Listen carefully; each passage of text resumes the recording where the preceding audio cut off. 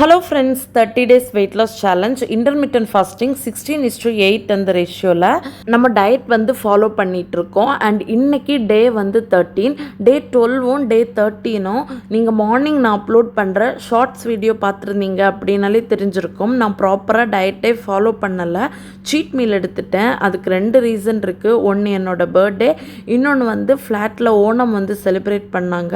So இதனால் கொஞ்சம் அதில் டைம் ஸ்பெண்ட் பண்ணதுனால டயட் வந்து ரொம்ப கான்ஷியஸாக என்னால் வந்து இருக்க முடியலை. ஸோ தட் எனக்கு வந்து டே 13ல் வந்து டயட் ரிலேட்டடாக ஷேர் பண்ணுறதுக்கு எதுவுமே இருக்கலை. அந்த டே ஃபுல்லாகவே ஒரு ஃபங்க்ஷன் மோட்லேயே போயிட்டு இருந்துச்சு. அதனால் இந்த வீடியோவை லைக் ஒரு லாட் ஆஃப் தேங்க்ஸ் மாதிரி அண்ட் யூடியூப் பற்றி பர்சனலாக உங்ககிட்ட ஷேர் பண்ணுற நிறைய விஷயங்கள் இருக்குது. அண்ட் இந்த மாதிரி ஒரு சிட்சாட்டாக இந்த வீடியோவை கொண்டு போகலாம் அப்படின்னு எனக்கு தோணுது. அதனால தான் ஸ்டார்டிங்லே இது டயட் ரிலேட்டட் வீடியோ இல்லை அப்படிங்கிறதுக்கு தான் இதை ஷேர் பண்ணேன்.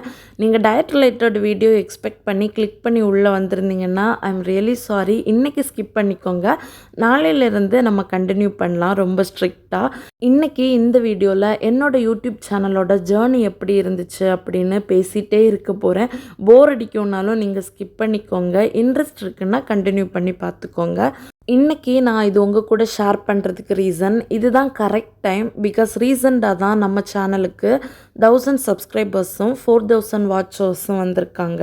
நான் இப்போ சொன்னது உங்களுக்கு புரியலை அப்படின்னா ஜஸ்ட் சிம்பிளாக எக்ஸ்பிளைன் பண்ணுறேன். நம்ம யூடியூப்பில் ஒரு சேனல் ஆரம்பித்து வீடியோஸ் அப்லோட் பண்ணிகிட்டே இருக்கும்போது யூடியூப் டீமில் இருந்தே நம்மளை நீங்களும் யூடியூப்பில் ஒரு பார்ட்னர் தான், நீங்களும் இப்போ யூடியூபர் தான் அப்படின்னு அக்செப்ட் பண்ணணும் அப்படின்னா அவங்க ஒரு கண்டிஷன் வச்சுப்பாங்க. என்ன அப்படின்னா நம்ம 1000 சப்ஸ்கிரைபர்ஸை ரீச் பண்ணியிருக்கணும் அண்ட் 4000 மணி நேரம் வந்து பீப்புள்ஸ் நம்ம வீடியோஸை பார்த்துருக்கணும். இந்த கண்டிஷனோட தான் நம்ம யூடியூப் சேனலை ரன் பண்ணிகிட்டே இருப்போம். அதை ரீச் பண்ணிட்டோம் அப்படின்னா யூடியூபே நம்மளை வந்து அக்செப்ட் பண்ணிக்கும், நீங்கள் ஒரு யூடியூபர், இப்போ எங்கள் கூட பார்ட்னராக நீங்கள் சேர்ந்துருக்கீங்க அப்படின்னு. அந்த மாதிரி நான் வந்து இப்போ ரீசெண்டாக தான் 1000 சப்ஸ்கிரைபர்ஸும் 4000 வாட்சர்ஸும் ரீச் பண்ணி யூடியூப்பில் ஒரு பார்ட்னராக இப்போது லீகலாக யூடியூபர் ஆகியிருக்கேன். அண்ட் ஆல்சோ இது வரைக்கும் மானிட்டைசேஷன் ஆன் பண்ணியிருக்கேன். நமக்கு இன்னும் ரெவென்யூ வரணும்னா இன்னும் நிறைய ப்ராசஸ் இருக்குது. ஐடி வெரிஃபிகேஷன் முடிக்கணும், பின் வெரிஃபிகேஷன் முடிக்கணும், பேங்க் அக்கௌண்ட் டீட்டெயில்ஸ் ஆட் பண்ணணும். அது ஸ்டெப் பை ஸ்டெப்பாக தான் முடியும். அதுக்கு இன்னும் சம் மந்த்ஸ் எடுக்கும்னு நினைக்கிறேன். தெரியலை எவ்வளோ நாள் எடுக்க போகுது அப்படின்னு. நான் கண்டிப்பாக உங்களுக்கு எல்லாமே அப்டேட் பண்ணுறேன். இந்த அளவுக்கு யூடியூப்பில் ஓரளவுக்கு நான் ரீச் ஆகிருக்கேன் அப்படின்னா ஃபஸ்ட்டு நான் கடவுளுக்கு தான் நிறைய தேங்க்ஸ் சொல்லுவேன். அவரோட கிரேஸ்லேயும் பிளெஸ்ஸிங்ஸ்லேயும் மட்டும்தான் என்னால் இங்கே வர முடிஞ்சிச்சு. அதுக்கு அடுத்து நான் தேங்க்ஸ் சொல்லணும் அப்படின்னா அது உங்களுக்கு மட்டும்தான். இன்னும் நான் என் ஃபேமிலிக்கிட்ட கூட இந்த விஷயத்தை கன்வே பண்ணலை, என்னோடய சேனல் மானிட்டைஸ் ஆகிருக்கு அப்படின்னு. ஏன் அப்படின்னா டு பி ஃப்ராங்க் எனக்கு வந்து யாரோட சப்போர்ட்டுமே இருக்கலை என்னோடய யூடியூப் சேனலில். நான் மட்டும்தான் ஜீரோலேருந்து இந்த அளவுக்கு வர்றது வரைக்கும் என்னோடய எஃபர்ட்டை போட்டிருக்கேன். யாரோட மோட்டிவேஷனும் எதுவுமே இருக்கலை.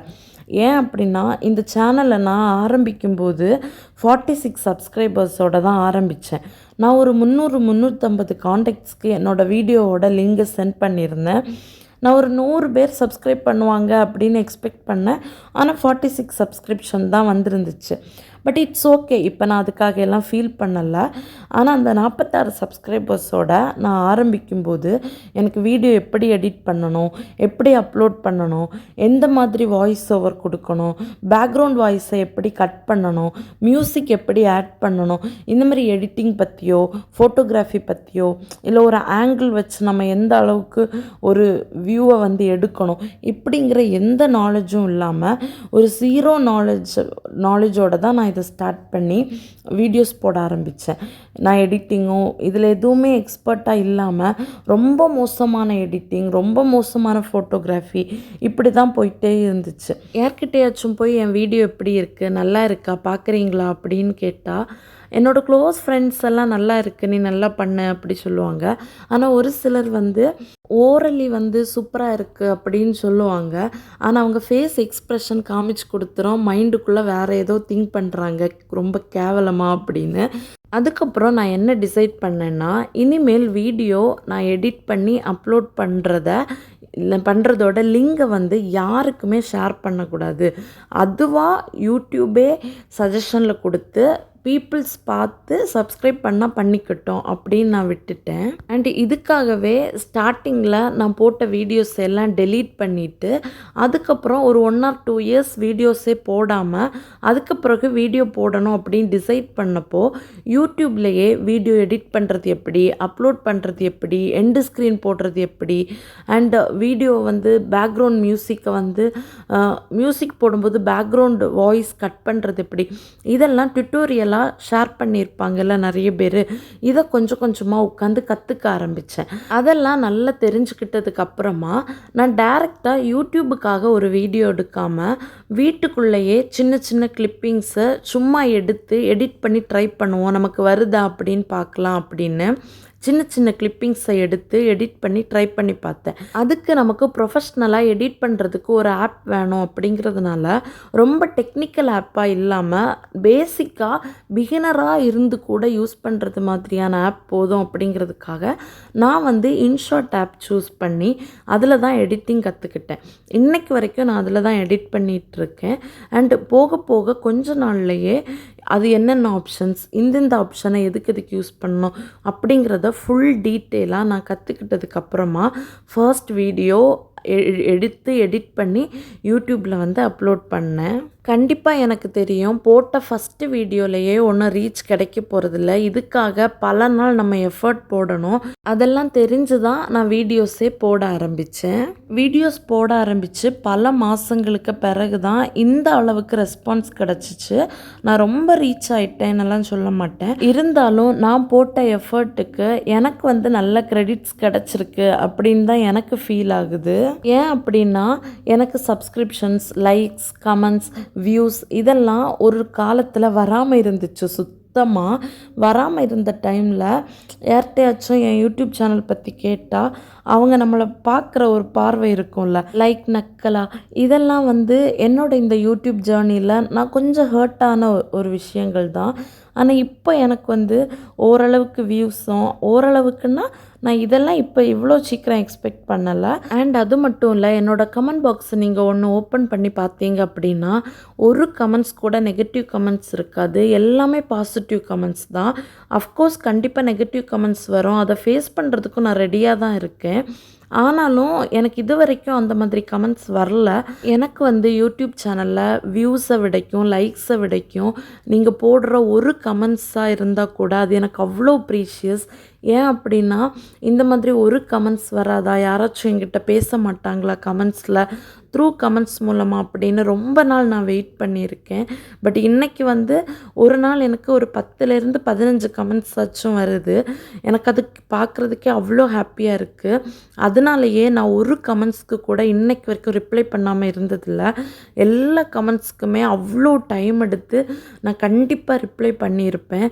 என்னோட வெயிட் லாஸ் ஜேர்னி தான் உங்ககிட்ட என்னை இவ்வளோ தூரத்துக்கு ரீச் பண்ண வச்சது. எனக்கு நல்ல ஞாபகம் இருக்குது. எனக்கு ஃபஸ்ட்டு கமெண்ட்ஸ் பண்ணது சந்தியா. சந்தியா வந்து என்னை விட சின்ன பிள்ளை.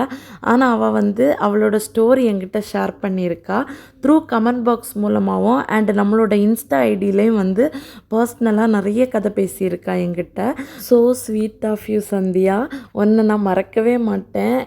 டெய்லியுமே இன்ஸ்டாகிராமில் வந்து புலம்பிகிட்டே இருப்பா, அக்கா நான் ரொம்ப வெயிட்டாக இருக்கேன் அக்கா, என்ன பண்ணுறதுன்னு தெரியல அக்கா, டிப்ஸ் சொல்லுங்க அக்கா அப்படின்னு. அவளுக்கு எவ்வளோ தான் டிப்ஸ் கொடுத்தாலும் பத்த மாட்டேங்குது. டெய்லியுமே புது புது கதைகளோட புது புது டிப்ஸ் தாங்கன்னு கேட்டுட்டு வாரா. நான் எங்கேருந்து டிப்ஸுக்கு போகிறதுன்னே எனக்கு தெரிய மாட்டேங்குது. அவளுக்காகவே நிறைய பேர்கிட்ட டிப்ஸ் கேட்கணும் போல். இந்த மாதிரி நிறைய கமெண்ட்ஸ் இருக்குது. அக்கா அக்கான்னு கூப்பிட்டு பேசுகிற குட்டி குட்டி செல்ல பிள்ளைங்க, அதுக்கப்புறம் ஏதாச்சும் நான் டயட்டில் மிஸ்டேக் பண்ணால் எனக்கு அட்வைஸ் பண்ணுற, சஜஸ்ட் பண்ணுற, என்னை விட எல்டர் சிஸ்டர்ஸ் இருக்கீங்க, பிரதர்ஸ் இருக்கீங்க. ஸோ எல்லாருக்குமே தேங்க்யூ ஸோ மச். நான் இந்த யூடியூப் ஜேர்னியில் சக்ஸஸ் ஆகிட்டேன் அப்படின்னு எப்போவுமே சொல்ல மாட்டேன். இப்போவும் டே பை டே ஏதாவது கற்றுக்கிட்டு தான் இருக்கேன். அது எந்த விஷயம் எடுத்துக்கிட்டாலும் அப்படி தான். இது வரைக்கும் என்னோட இந்த சேனலில் நான் மட்டும் தனியாக இருந்தேன். இப்போ அப்படி இல்லை, ஒரு 2500 பேர்கிட்ட இருக்கீங்க. நான் என்னோட இந்த யூடியூப் ஜேர்னியை வந்து ரொம்ப சிம்பிளாக சொல்லி முடிச்சிட்டேன். ஆனால் நிறைய ஹேர்டில்ஸ் இருந்திருக்கு எனக்கு இதில். ஆனால் நான் இதில் அண்டர்ஸ்டாண்ட் பண்ணிக்கிட்ட ஒன்று என்ன அப்படின்னா, நம்ம யூடியூப் ஜேர்னின்னு மட்டும் இல்லை, லைஃப்பில் எந்த ஒரு விஷயத்த பண்ணாலும் எல்லாருக்கும் நம்மளை பிடிக்கணும் அப்படின்னு இல்லை. சிலருக்கு நம்மளை பிடிக்கும், சிலருக்கு நம்மளை பிடிக்காது. ஒருத்தங்களுக்கு நம்மளை பிடிக்கல அப்படின்னா அதுக்கு நிறைய ரீசன்ஸ் இருக்கும். இதனால தான் பிடிக்கல அப்படின்னு சொல்லவே முடியாது. அதுக்கு என்ன ரீசன்ஸ் வேணாலும் இருக்கலாம். ஆனால் நம்மளை பிடிச்சிருக்கு அப்படிங்கிறதுக்கு ஒரே ஒரு ரீசன் தான் இருக்க முடியும். அன்பு மட்டும்தான். அன்பு இருந்துச்சு அப்படின்னா நம்ம என்ன பண்ணாலும் அவங்களுக்கு பிடிக்கும். நம்ம ஒரு எக்ஸ்ட்ரீம் அன்பில் இருக்கிறப்போ ஒருத்தங்க தப்பே பண்ணால் கூட கோவம் வந்தாலும் நம்ம உடனே ஃபர்கியூ பண்ணிடுவோம்ல. ஆனால் ஒருத்தங்களை பிடிக்கல அப்படின்னா அவங்க சின்ன தப்பு தான் பண்ணியிருப்பாங்க, இல்லை தப்பே பண்ணாமல் கூட இருப்பாங்க. ஆனால் அது நமக்கு ரொம்ப பெருசாக தெரியும். ஒவ்வொருத்தங்களும் ஒவ்வொரு மாதிரி இருப்பாங்க. எல்லாரையும் சந்தோஷப்படுத்துறதுக்கு நம்மளால் முடியாது. ஸோ நமக்கு ஒரு விஷயம் பிடிச்சிருக்கா, நமக்கு அந்த விஷயம் பண்ணணும்னு தோணுதா, அது கரெக்டான விஷயம் அப்படிங்கிறப்போ கடவுள் மேலே பாரத்தை போட்டுட்டு அதுக்கான எஃபர்ட்டை மட்டும் கொடுத்துட்டே இருப்போம். கண்டிப்பாக ஒரு நாள் வந்து அதோட கிரெடிட்ஸ் வந்து நமக்கு வந்து சேரும். அப்படி தான் நான் இந்த யூடியூப் சேனலை பார்க்குறேன். நான் ஆரம்பிக்கும்போது 0லேருந்து ஆரம்பித்து இப்போ பார்த்திங்கன்னா 2500 பேர். 2500 பேருங்கிறது சாதாரண விஷயமே இல்லை. 2500 பேர் எனக்கு பெரிய விஷயமாக தான் இருக்குது. சிலருக்கு மேபி அது சின்ன விஷயமா இருக்கலாம். பட் எனக்கு ரொம்ப பெருசு அது. 46லேருந்து 2500 பேருங்கிறது சின்ன விஷயமே கிடையாது. அதே மாதிரி 10 வியூஸ் 20 வியூஸில் இருந்த எனக்கு இன்றைக்கி ஒரு நாள் ஒரு 500லேருந்து 1000 வியூஸ் வருது. ஒரு கமெண்ட்ஸுமே வராமல் இருந்த இடத்துல இன்றைக்கி ஒரு 10லேருந்து 15 கமெண்ட்ஸ் ஆச்சும் வருதுன்னா எனக்கு என்னை பொறுத்த வரைக்கும் அது வந்து பெரிய விஷயந்தான். எனக்கு இன்னும் நம்ம சேனலில் விலாக் எல்லாம் போடணும்னு ஆசையாக இருக்குது. அண்ட் எது ரிலேட்டடான கண்டென்ட் வேணும். நம்ம இப்போ வந்து டயட் பண்ணிகிட்ருக்கோம். ஸோ டயட் ரிலேட்டடாக போடுறோம். வேறு ஏதாச்சும் உங்களுக்கு பிடிச்ச கண்டென்ட் இருக்கா, எந்த மாதிரி வீடியோஸ் வேணும், கண்டிப்பாக நீங்கள் எனக்கு கமெண்ட் பாக்ஸில் கேளுங்க. சூன் அஸ் பாசிபிள் நான் கண்டிப்பாக உங்கள் கூட ஷேர் பண்ணிப்பேன். அண்டு நீங்கள் எதுனாலும் எனக்கு கமெண்ட் பாக்ஸ்லேயே இருக்கட்டும், இல்லை இன்ஸ்டாகிராமில் பர்சனலாக கூட ஷேர் பண்ணலாம். நான் கண்டிப்பாக அதுக்கு எல்லாத்துக்கும் ரிப்ளை பண்ணுவேன் உங்களுக்கு. நம்ம சேனல் நேம்லேயே தான் நம்ம ஒரு இன்ஸ்டாகிராம் ஐடி வந்து க்ரியேட் பண்ணியிருக்கோம். நான் டிஸ்கிரிப்ஷன் பாக்ஸில் லிங்க் கொடுக்குறேன். இன்ட்ரெஸ்ட் இருக்குது அப்படின்னா நீங்கள் போய் ஃபாலோ பண்ணிக்கோங்க. இந்த யூடியூப் ஜேர்னி பற்றி நான் ரொம்ப டெடிக்கேட்டடாக ஷேர் பண்ணலை. ஜஸ்ட்டு உங்கள் கூட உட்காந்து இப்படி ஷேர் பண்ணணும் அப்படின்னு தோணுச்சு. அதனால் சிம்பிளாக அப்படி சொல்லியிருக்கேன். ரொம்ப டெடிக்கேட்டடாக என்னோடய 0லேருந்து நான் இது வரைக்கும் என்னோடய ஜேர்னி ஸ்டெப் பை ஸ்டெப் எப்படி இருந்துச்சு அப்படின்னு வேணும்னா எனக்கு கமெண்ட் பாக்ஸில் கேளுங்க. நான் கண்டிப்பாக உங்களுக்கு ஷேர் பண்ணுறேன். இந்த வீடியோ பிடிச்சிருந்தாலும் இந்த வீடியோ லைக் பண்ணிக்கோங்க. நாளைக்கு இன்னொரு கண்டென்ட்டோட மீட் பண்ணுறேன். டில் தென் டேக் கேர், பை.